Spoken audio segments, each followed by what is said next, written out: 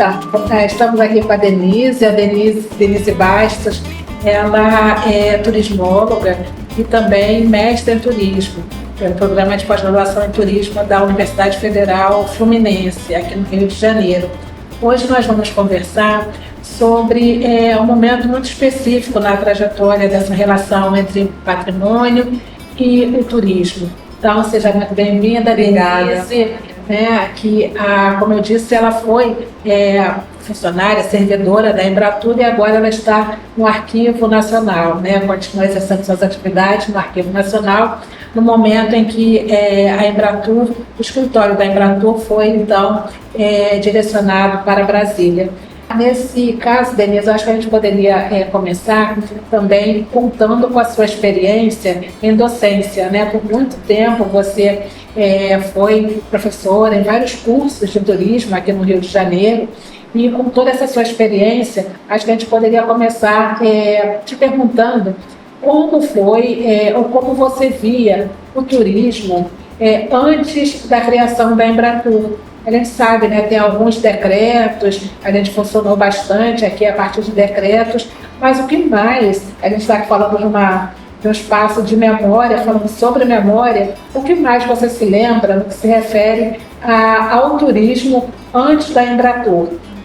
Amália, acho que para a gente pensar como é que o turismo era entendido antes da Embratur, a gente precisa fazer referência a uma realidade nacional e uma realidade internacional. No internacional, a gente tinha estudos já desde os anos 40 sobre turismo, Aquela Associação Internacional de Experts Científicos em Turismo foi fundada em 1941, se não me engano, e já trazia ali uma concepção de turismo associada muito fortemente ao campo da economia.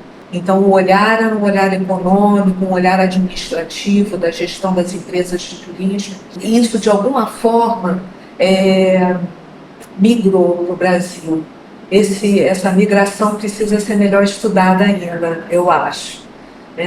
E aqui, no caso brasileiro, a gente tem esse olhar que privilegia também a economia, pensando principalmente na capacidade ou na suposta capacidade de geração de empregos do turismo, mas também um olhar que eu diria que é um pouco idealizado, de pensar o turismo como uma capacidade de promover a paz entre os povos, ou o turismo como a maior indústria do mundo. Essas eram ideias correntes.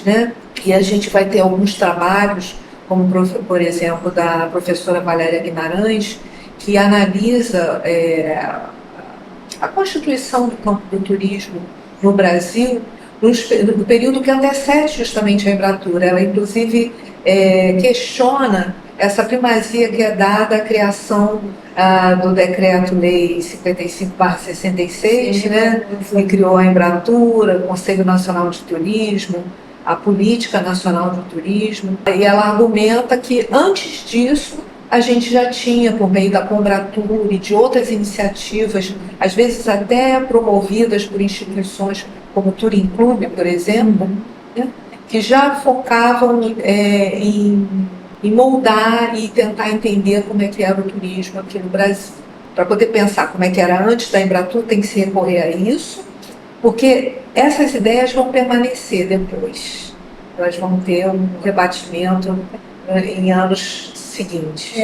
Eu agora, ouvindo o que você está falando, realmente isso tem um grande peso quando a gente olha para a trajetória nossa, Essa perspectiva economicista ou econômica da atividade, Que até os dias de hoje joga um papel muito forte nos grandes projetos, sempre a ideia de uma geração de renda, de uma geração de empregos. Isso permanece muito forte até os dias atuais.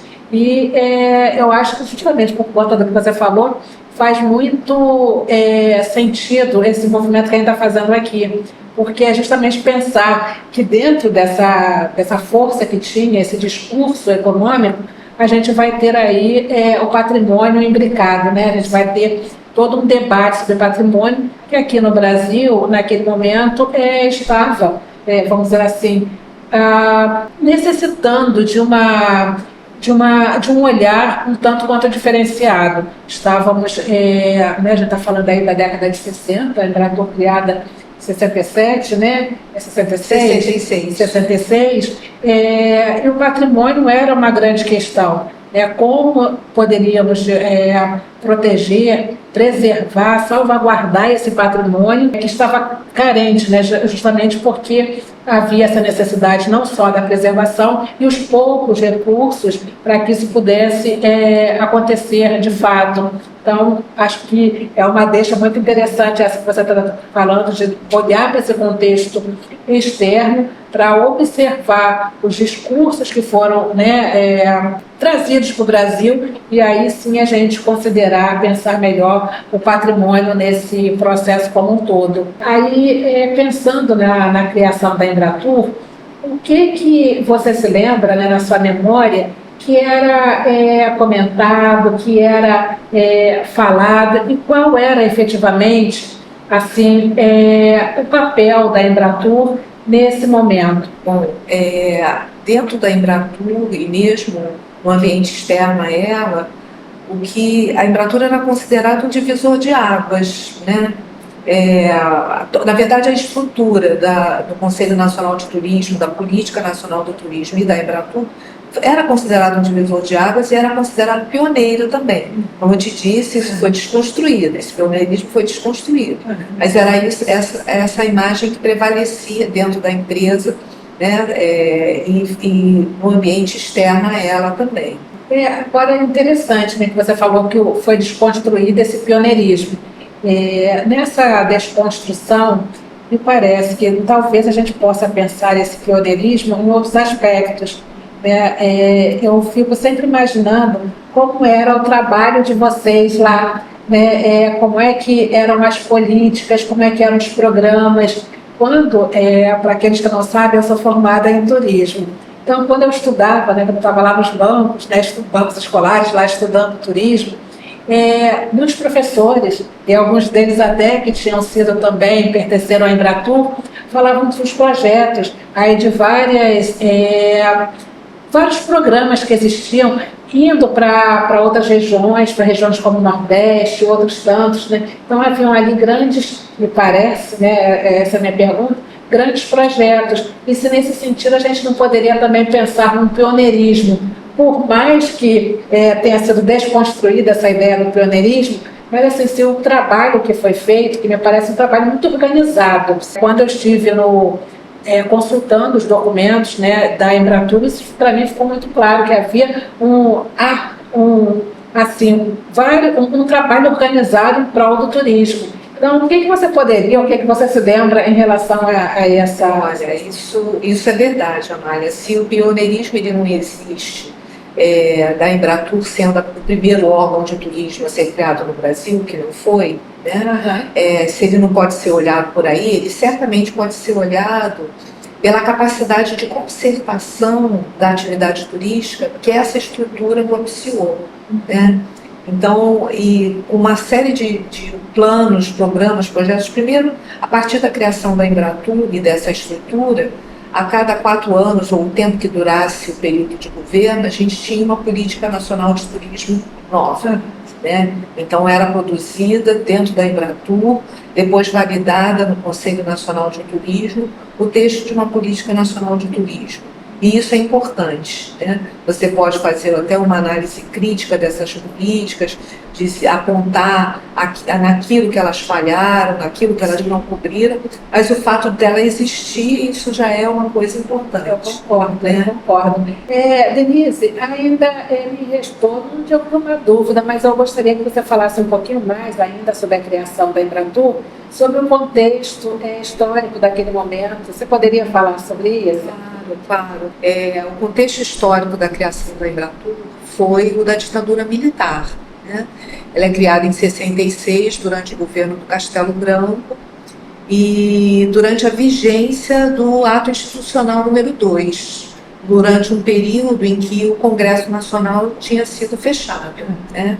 Então, o Ato Institucional número 2, entre outras características que ele trazia a possibilidade do chefe do Executivo elaborar decretos-leis em assuntos de segurança nacional. E é justamente um decreto-lei que faz a criação da Embratur, o que pode sugerir para a gente que, para a ditadura militar, o turismo era encarado como um assunto de segurança nacional. E você acha, Denise, que ou você teria alguma coisa para falar, partindo dessa coisa, né, dessa percepção do turismo enquanto segurança, ou elemento de segurança nacional, no que se refere aos desdobramentos que ele teve na estrutura organizacional da Embratur, ou isso era algo que era só uma percepção, uma forma de ler também o turismo, mas que efetivamente acabava não tendo uma grande ressonância em como a empresa se organizou, foi organizada em termos da sua estrutura mesmo, né, do seu organograma, talvez, empresarial. Olha, havia um foco de atuação grande em direção à região amazônica, né? Que do ponto de vista da segurança nacional, por conta da pouca população, era visto como um território que precisava ser protegido. Então, a implantação da Zona Franca de Manaus, porque é importante dizer isso, Amália, o turismo ele vai se articulando com outras políticas setoriais, né? Então, a Zona Franca de Manaus, os portões de entrada, né, como eram chamados na época, e aí Manaus se transforma no portão de entrada por ter aeroporto internacional, né? Mas a Zona Franca de Manaus era vista pelos governos militares como uma oportunidade de atração de visitantes para fazerem compras, para adquirirem aqueles produtos que eram comercializados ali. Então havia sim não era só no nível do discurso, mas havia também uma prática que fundamentava essa preocupação com a segurança nacional. Agora, me ocorreu, assim, ouvindo você falar, uma coisa que eu nunca tinha pensado antes, nunca fiz pesquisa, não sei se teria alguma validade, mas vou aproveitar a sua expertise para fazer essa pergunta. Quando há esse direcionamento, pensando na segurança nacional, olhando para esse território, onde está, né, na Amazonas, e ali a gente tem a floresta, né, que é um dos grandes símbolos nacionais. Você acha que, de alguma forma, no momento em que se pensava a segurança nacional olhando para aquela região, vem daí, talvez, um destaque que a floresta amazônica acabou por receber no imaginário do turismo? Eu acho que isso vai ter uma referência mais forte anos depois. Na década de 80, no final da década de 80, quando a Embratur começa um trabalho de desenvolver o que na época era chamado de turismo ecológico. Que legal. Hoje a gente tem uma outra nomenclatura para tratar, o ecoturismo, né? Mas a Embratur lançou um programa de turismo ecológico e o foco era a Amazônia, também o Pantanal, mas a Amazônia como um primeiro lugar de destaque, né? Então acho que tem essa característica está mais associada a esse programa que foi desenvolvido na segunda metade dos anos 80. E aí, como a gente já falou de programas, assim, você teria uma memória sobre os programas que é muito interessante. Às vezes a gente está falando hoje em dia, né, você falou, hoje é chamado de ecoturismo, mas começou como um turismo ecológico e que está associado a uma carga, né, de interpretações, de valores bem diferentes do que é hoje entendido como ecoturismo. E eu acredito que isso pode ter acontecido também com outras, né, quando a gente pensa nas políticas setoriais, com outros aspectos, como o patrimônio material, o patrimônio imaterial. E aí, então, a pergunta agora seria essa. Além de uma política, talvez, voltada para um turismo ecológico, quais foram as outras que você percebeu? E eu não sei nem se seriam políticas ou programas, né, ou projetos específicos ou pontuais, mas, assim, de alguma forma que você trouxesse para a gente essa memória, né, que eu acho que valeria a pena ficar registrada, que a Embratur ofereceu tantas, né, ou apresentou tantas iniciativas que muitas vezes acabam ficando até como se esquecidas, né, no que se refere a gente sistematizar e apresentar isso. Olha, já houve o projeto tal, o programa, ou a política tal. Então, se você lembrar, né, de alguns... né? Eu lembrei de agora, seguindo esse mesmo recorte temporal, né, dos anos 80, final dos anos 80, início dos anos 90, A Embratur lançou programas para jovens, que eram os albergues da juventude, para idosos, que era o turismo da terceira idade, como era chamado. Assim. Então, eram coisas extremamente inovadoras na época que elas foram tratadas, né? E que a gente vê hoje continuam sendo alvo de preocupação e mesmo de ação por parte do mercado de turismo, né? Verdade. Então, eu me lembro desses programas bem... Eu também me recordo dos dois que você mencionou, né? Na época eu estava já pensando, né? Começando a olhar, né? Pensando no turismo em si, né? Como estudante ainda. E essas políticas, de fato, né, tiveram assim, uma boa aceitação, vieram a popularizar mesmo, que eram segmentos, né, tanto jovens quanto a terceira idade, a denominada terceira idade, que ficava muito à margem, né, de ações que o turismo venha a favorecer ou a beneficiar. Mas acho que a gente já poderia agora começar a tratar realmente de patrimônio, não que a biodiversidade não seja um patrimônio, né, o nosso patrimônio natural, mas pensar tanto no patrimônio imaterial quanto material. E aí, ao longo da sua permanência lá na Embratur, o que foi que você observou? Em outros momentos aqui da nossa série, dos nossos encontros, vocês ouviram ou vão ouvir falar muito do DEFAN, do SFAM, que são nomenclaturas que antecederam o nosso atual Instituto Nacional do Patrimônio, né, o IPHAN, Patrimônio Histórico Nacional, né, o IPHAN.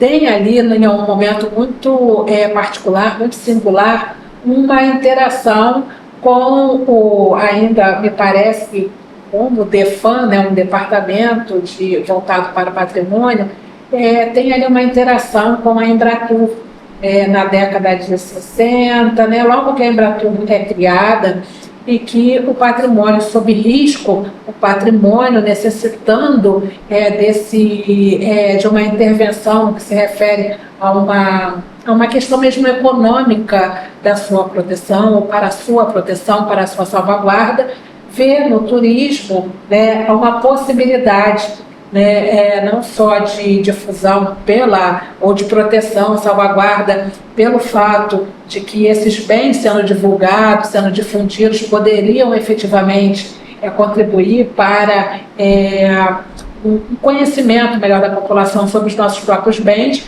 mas também de uma forma mais prática, né, de captação de renda ou de recursos para que esse bem passasse por esse processo que a gente está aqui chamando de salvaguarda, proteção, preservação.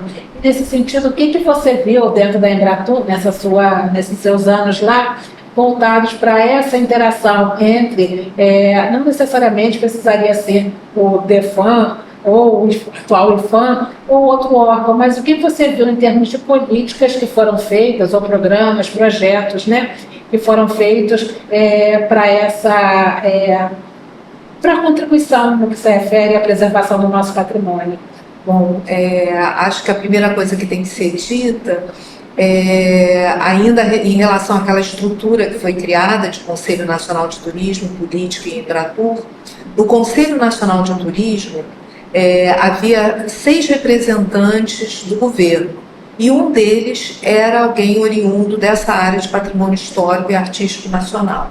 Então você vê que já desde o iniciozinho essa relação é estabelecida e vai se fortalecendo ao longo do tempo. Quando a gente pensa nos anos 70, por exemplo,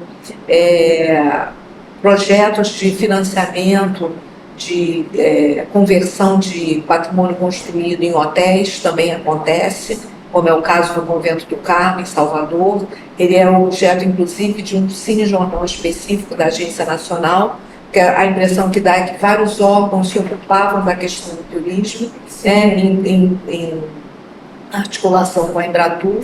Há também um projeto de cidades históricas do Nordeste, né? Tem um processo de reconstrução dessas cidades, no qual a Embratur tem uma participação, e em ações junto com o SUDENE, Sudan, a Embratur se articulava com essas instituições, né?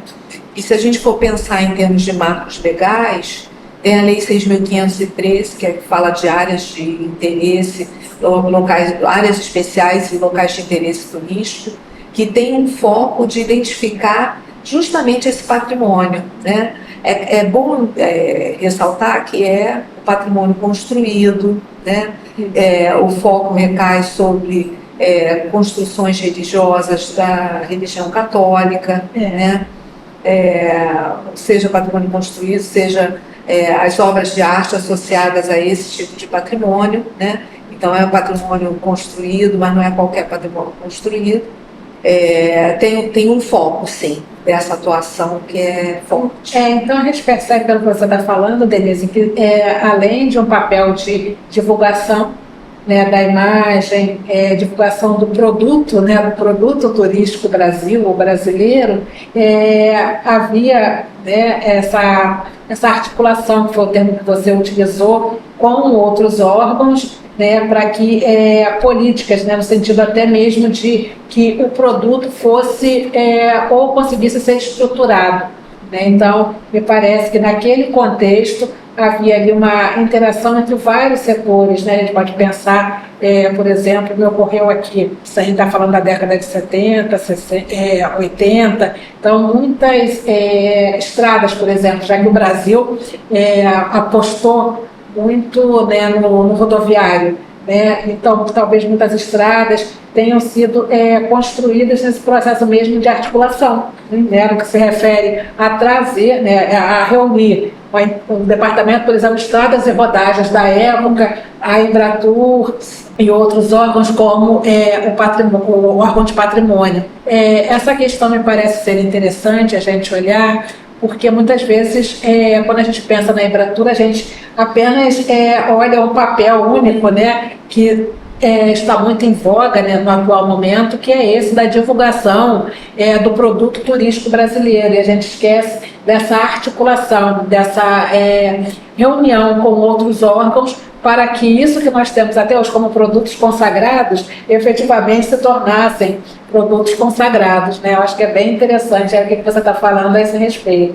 Isso que você falou agora me fez lembrar de um dos cinejornais que eu estudei, que era justamente um cinejornal feito pelo DNR, o Departamento Nacional de Estradas de Rodagem. E esse cinejornal mostrava justamente aquela região da rodovia Rio Santos, né, que foi alvo de um programa que chegou a ser implantado apenas parcialmente, de forma muito inicial, um programa da Embratur chamado Projeto Turis, né, que era um projeto de desenvolvimento daquela região litorânea, né, concebido usando como modelo uma experiência francesa na região do Languedoc, e tinha justamente Paraty como um dos seus focos, né? E aí, novamente, a gente volta para a questão do patrimônio construído, né? Um patrimônio construído, como eu disse, focado na religião católica, mas também um patrimônio construído da época colonial, e isso era importante para eles, né? Então, Paraty, o Centro Histórico de São Luís, no Maranhão, o Centro Histórico de Salvador, né? Então, é como se a gente não tivesse outros períodos históricos.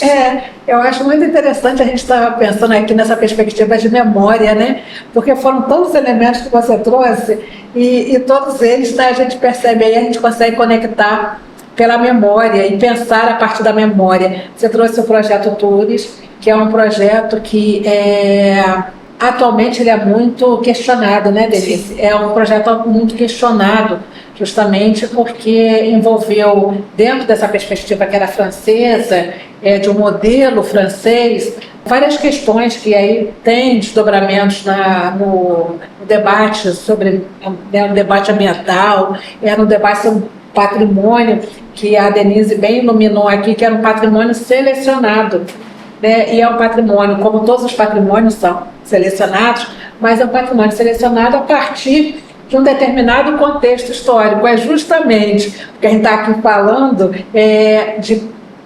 não somente do patrimônio turístico brasileiro, mas pensando no patrimônio que a gente vai ter a condição de destacar que o patrimônio ele acompanha também a própria sociedade, ou as percepções, o entendimento da própria sociedade. Naquele momento, ao olhar para Paraty, né, que foi o que você trouxe, e pensando nesse patrimônio construído, que envolve o casario, envolve as igrejas coloniais, que você chamou a atenção, né, Denise? O colonial era, naquele momento, dos grandes símbolos, né, nacional, no que se refere a ter sido ele que foi selecionado por essa empresa, né, pela própria empresa, no caso não empresa, mas pelo esse próprio órgão, que é o DEFAN, né, naquele momento já DEFAN, e que nasce como um serviço do patrimônio, né? E é por isso que eu acho que é muito interessante a gente pensar nessa coisa da memória, que a gente vai conseguindo interligar tantas coisas, né? A partir da sua lembrança, da sua memória, seu projeto Tures, a gente consegue ir conversando sobre vários assuntos que continuam, né, Denise? Continua na pauta, a gente está aí com um debate ambiental, com a questão do próprio patrimônio sendo ressignificado, a gente está aí com o patrimônio material sendo muito reivindicado, né? Sim, eu acho que hoje em dia mais matizada essa questão de um olhar para o passado, né? Na época do projeto Tures e dessas iniciativas que a gente está falando aqui, esse olhar para o período colonial era um olhar que ignorava uma série de coisas, né? Ignorava a subjugação dos indígenas, ignorava a escravidão que estruturou a sociedade brasileira, ignorava as guerras internas que varreram a colônia e o império. Verdade. Então, hoje em dia a gente consegue, felizmente, ter um olhar mais matizado para esses usos do passado. Eu não sei você, Denise, mas eu fui ficando tão feliz, tão animada, que aí eu me lembro até de uma frase que é atribuída, não sei realmente se mas isso é verdade, né? Que ele fala que é bom para pensar, o Levi-Strauss, né? E aí eu sempre falo isso, que o turismo é bom para pensar, e ele é bom para pensar porque nos dá margem para isso tudo, né? Para a gente ir vendo o quanto a nossa sociedade tem ressignificado valores, né? Você trouxe aí agora uma série de questões que mostram como a gente tem pensado, tem olhado diferente, por exemplo, para o que hoje é interpretado, percebido como patrimônio, considerando outros valores que até então não estavam postos, né? Não eram colocados aí como questões para a gente, né? Nesse sentido, realmente, o turismo e a relação com o patrimônio é muito boa para pensar. E aí me veio aqui à mente acho que fosse uma pergunta mesmo. Como é que você percebia que dentro da Embratur, ou nas políticas daquele momento, que eram efetivadas a partir da Embratur, como é que o patrimônio, esse patrimônio material e imaterial, não sei se você conseguiria até falar do patrimônio natural também, como é que ele era percebido? Olha, era visto como um ativo mesmo, né? Pensando lá no olhar econômico, né? Era um olhar bastante economicista de pensar que esse patrimônio precisava ser preservado para poder atrair visitantes e ser autossustentável do ponto de vista econômico, né? Então é um olhar assim que reduz um pouco a natureza do patrimônio material e imaterial, mas era o foco. Você observa isso até na nomenclatura das ações. Por exemplo, a gente tem inventário turístico, que é um instrumento que é bastante conhecido dos estudantes de turismo, né? Aprender a fazer inventário turístico, mas a gente pouco se detém para pensar nesse nome, inventário. Inventário é um nome que vem lá da área da administração, né? É inventariar ativos que uma empresa ou uma instituição possui, né? Então, esse olhar para o patrimônio material e imaterial era dessa maneira, né? Pensá-lo como um ativo, um elemento econômico a mais que vai se transformar num atrativo e poder trazer turistas, aumentar a renda, trazer divisas. Era esse o foco. Quando a gente está pensando em patrimônio e na Embratur, por mais que ela tenha tratado como ativo você acha que atualmente a gente pode interpretar, olhar para a Embratur como essa que olha para os nossos bens, para o nosso patrimônio, somente com esse olhar do ativo, do econômico? Em várias ocasiões que eu estive em pesquisa, entrevistando grupos ou comunidades tradicionais, então eles falam com orgulho para os visitantes. Não, essa floresta, esse espaço natural aqui está aqui porque nós protegemos. Então, eu tenho percebido que o turismo, ele tem sido também, ou pode ser interpretado, era isso que eu queria ver com você, atualmente, sob essa outra perspectiva, né, de que o aspecto econômico continua, mas o patrimônio, nessa relação lá, quando pensado com o turismo, ajudaria a divulgar uma outra noção, que não mais essa somente de que vamos obter renda, mas sim dar voz a questões e a demandas ou visibilidade, né, que é um termo que está sendo muito difundido. O que você acha disso? Agora estou com a Denise, que pensa, né, o turismo, vamos dizer assim. Amália, eu acho até que não só atualmente, na própria época em que essas ações eram desenvolvidas. Porque o fato da Embratur olhar para esse patrimônio como um ativo, né, ou a partir de um foco economicista, não significa que seria a forma como ele vai ser apreendido pelo restante da sociedade. Interessante. Eu acho que essas ações da Embratur, junto com a de outros órgãos, SUDENE, SUDAM, o próprio IFAM, entre outros, que trabalhavam de maneira concertada, essa ação do turismo, com certeza, serviu para conservar, preservar esses bens. Né? A gente pode hoje falar sobre eles porque, em parte, o turismo teve lá uma contribuição, divulgando no seu material promocional, mas também agindo, né? Investindo recursos. Né? Então, com certeza, acho que não só atualmente, mas na própria época também tem um debatimento. Muito interessante essa perspectiva que a Denise está trazendo. Eu não tinha ainda olhado por esse viés, não. Acho bem interessante mesmo.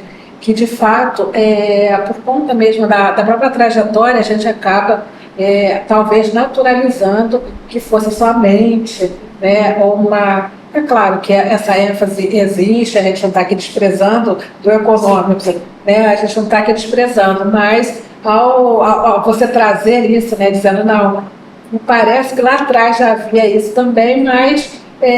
não talvez com um olhar que, vamos dizer assim, ou talvez que a sociedade tenha percebido. Né?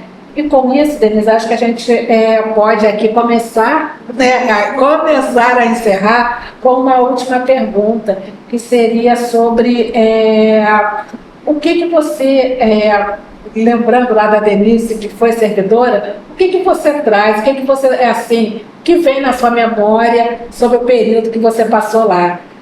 Sobre o período que você esteve como turismóloga, trabalhando para o turismo em um órgão dessa envergadura, quando a gente está considerando, nós não tínhamos ainda um ministério que estava ali, naquele espaço, uma série de decisões, uma série de direcionamentos que organizavam toda a política nacional, o que ia acontecer nos âmbitos dos governos estaduais, dos municipais, enfim.